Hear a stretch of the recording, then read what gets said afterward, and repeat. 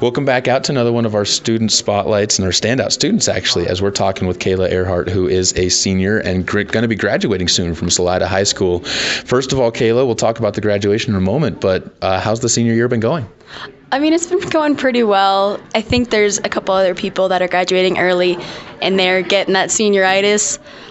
I've never really had issues with that, so I'm just it's still surreal now. I'm graduating in 3 days and I'm just like, I'm at school, whatever.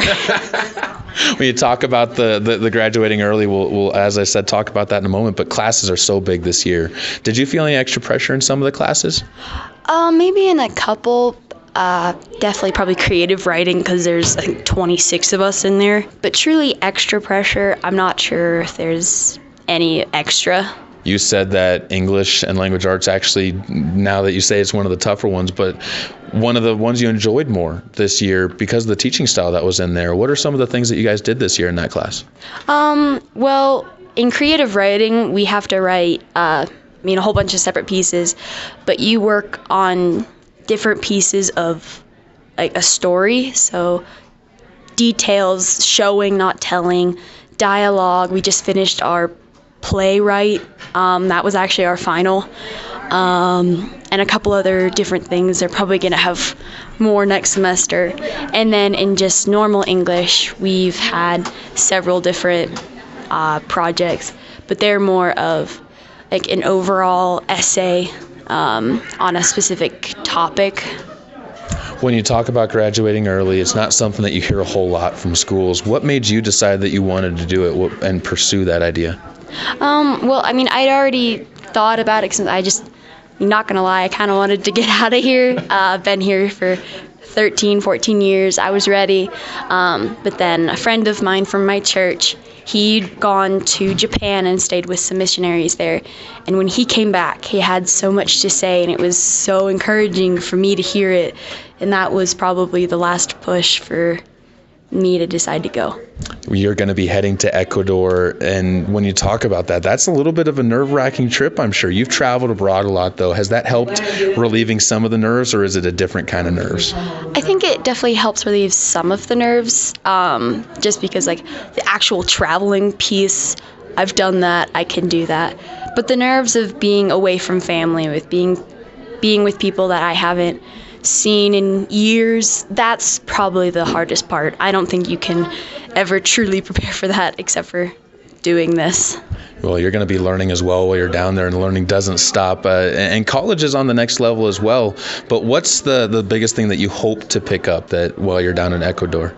The biggest thing is probably just becoming better at Spanish. I won't be speaking it I won't really be speaking it in the home, but I will probably be going and doing some errands in town, and that will be when I am probably immersed in the most Spanish.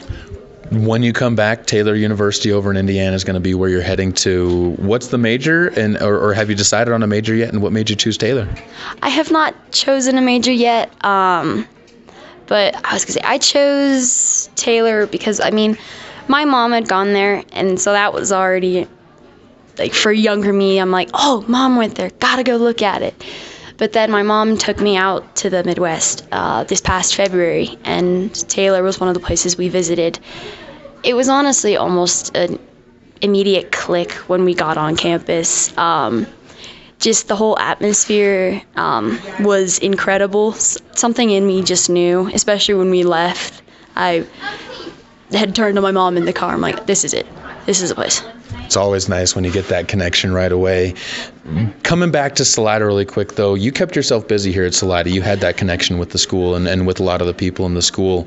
But this year you learned a lesson that was kind of a different one. As it wasn't the keep doing more stuff and adding more in, you kind of learned the other side of that lesson. Yeah, classes-wise, I had to double up on English, but I only had 5 classes this year instead of 6 or 7, so that already helped with a lot less stress.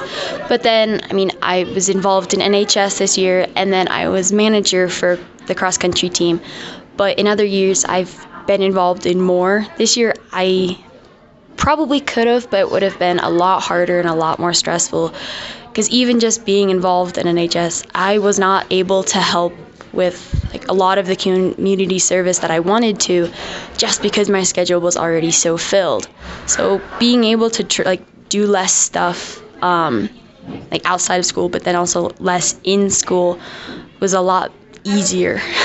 I'll tell you what, that lesson of learning how to say no is sometimes that toughest lesson to figure out, and how to drop things, because you got to get over feeling bad. But sounds like you've done it, and it sounds like you're off to a fantastic start to life after college, as you got plenty lined up for you. But thank you so much, and good luck to you. Thank you.